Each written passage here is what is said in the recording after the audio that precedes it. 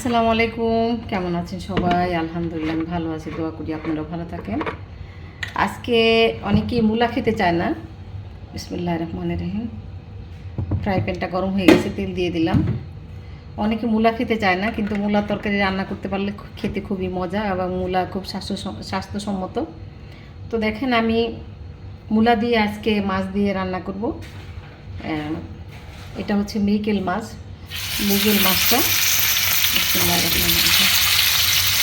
মৃগেল মাছটা আমি হলুদ মরিচ লবণ মেখে একটু ভেজে নিব, কারণ এটা এখানকার ফ্রিজের মাছ।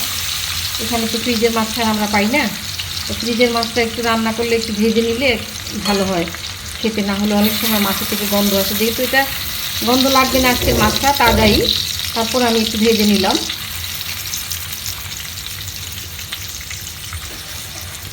এটাকে কেউ মিরকা মাছ বলে, কেউ মৃগেল মাছ বলে। তা মাছটা আমি ভেজে নিচ্ছি। দেখুন, এখানে আমি মূলাটা একটু ভাপ দিয়ে নিব, সেজন্য মূলাটা কেটে ধুয়ে নিয়েছি ভালো করে। মূলাটা যথেষ্ট পরিমাণ হয়ে গেছে, আমি বলক আনবো না, বাস পানিতে একটু গরম হয়েছে, কারণ কালারটা নষ্ট হয়ে যাবে না হলে। পানি ছেঁকে নিচ্ছি আমি।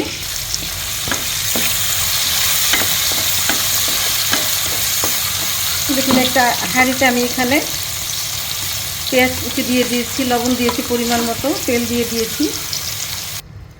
দেখুন, আমি এখানে আধা টেবিল চামচ হলুদ পাউডার, আদা রসুনের পেস্ট দিয়েছি, 1 চা চামচ হলুদের পাউডার, আধা চা চামচ মরিচের পাউডার, আধা চা চামচ জিরা ধনিয়ার পাউডার এখানে দিয়েছি।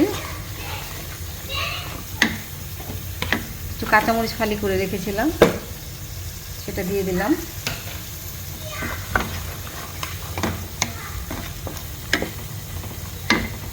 মূলাটা দেশি মূলা, ছোট মূলা, চাইনিজ মূলা না, এটা তাড়াতাড়ি সিদ্ধ হয়ে যাবে।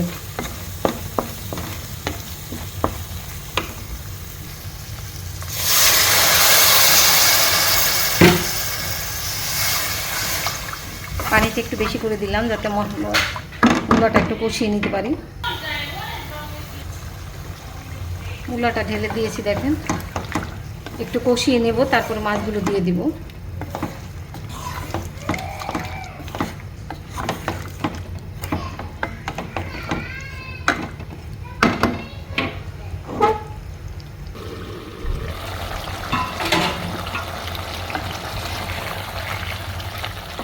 দেখুন, মূলাটা কষানি হয়ে গেছে আমার। টমেটো দিয়ে দিব এখন।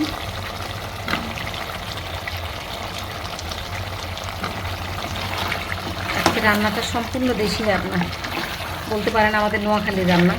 নোয়াখালীতে এইভাবে রান্না করে মূলা দিয়ে মাছ দিয়ে। একটু ঝোল দিয়ে দিব এখন।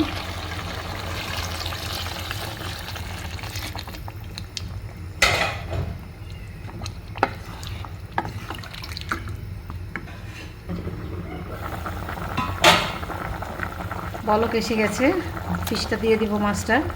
বিসমিল্লাহির রহমানির রহিম।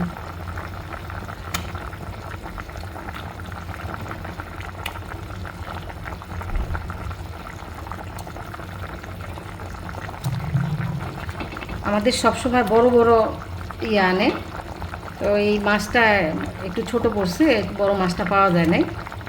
আমিও গিয়েছিলাম সাথে দোকানে, 7 কেজি 8 কেজি 10 কেজি এরকম বড় বড় মৃগেল মাছ আনে, কিন্তু কালকে পাওয়া যায় নাই, সেই জন্য মানে ছোটো ছোটো মাছটা 4 কিলো। আবার ঢেকে দিব আমি কিছুক্ষণ। মূলা তরকারিটা হয়ে গেছে আমার। ধনেপাতাটা দিয়ে দিলাম।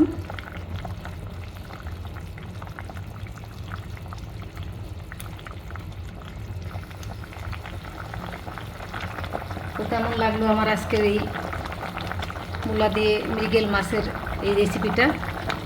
ভালো লাগলে অবশ্যই লাইক শেয়ার করবেন, কমেন্ট করে জানাবেন কেমন হলো। ভালো থাকবেন সবাই। আল্লাহ হাফেজ, আসসালামু আলাইকুম। চুলাটাও বন্ধ করে দিব এখন। ভালো থাকবেন সবাই।